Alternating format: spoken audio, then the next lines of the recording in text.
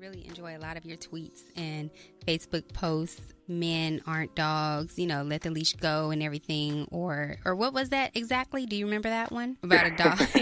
Men being dogs or something like too many women without pets are coming home to dogs. Yeah, release the leash. Release the leash. And that's just, I paint pictures sometimes, like vivid pictures, just to, again, hold up mirrors. Because I think a lot of people don't face mirrors. Mm-hmm. And I just want you to see, I'm not going to tell you specifically what to do. I just want you to see how what they're doing truly looks. Right. Because sometimes we're blindsided. Sometimes, people are naive or, love is patient, it's kind, it's forgiving, it holds no record of wrongdoing. Like, you going to the Bible, that's what I like. It's almost like some people confuse love with not having common sense. Like you see people who are in love do the dumbest things, but they're the smartest people. Right. They're great in their finances and their career. If they're students, they're great in school. They're just great all around, but they fail miserably in relationships. When I was watching Sex and the City, the movie, there was a lady who was talking about one of the characters, and she said she was such a smart girl until she fell in love. So it's like we, women and some men do some crazy things, when they fall in love. So you're saying your book, you would like women to still completely be aware of who they are and be their self and don't lose their self so much in love? Yeah, I think being yourself is key. Authenticity is gorgeous, and when you accept yourself and who you are, you have to understand fully like how you were created. You have to understand the mold in which it was used and the purpose. And I think there's so much that is pulled from women and taken away that oftentimes I don't think they understand like their true significance. So what do you want women to take away from reading this book? I want them to close the book, close the final pages, let out a sigh of relief, and say to themselves, wow, this is who I am. So it's almost like a reintroduction to oneself.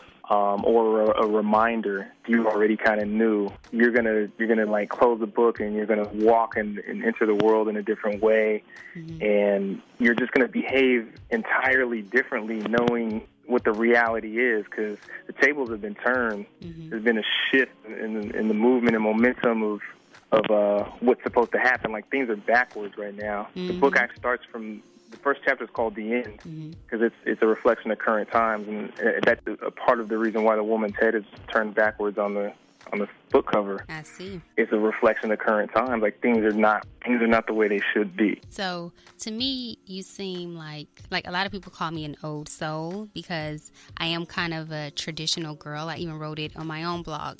I have a chapter called Traditional Girl in a Modern Day World because it's so hard trying to keep up with the times when you're old school. Like I do like talking on the phone, but most guys want to text now, or I would like to go out on dates instead of let's kick it. You know what I mean? So right. I feel like you're the same way, that you're basically trying to get or go back to the original way that courting was or how dating used to be. But it seems like social media and everything has kind of altered the way that people date now. Well, I think progression is dope. I think we're supposed to progress as a society as you move forward. The first book's a contemporary gentleman and etiquette book, so it's making it modern. This book is even, it's making things modern, it's contemporary. So it's important to progress, but it's also important not to lose values. Right. It's important not to lose morals and values and the important things that matter that seem irrelevant in today's society based on, a lot of things you mentioned. It's easier to text, so why do I have to call? But there's so much importance in hearing. There's more than just like there's a lot more than meets the eye that occurs in a conversation, especially face to face.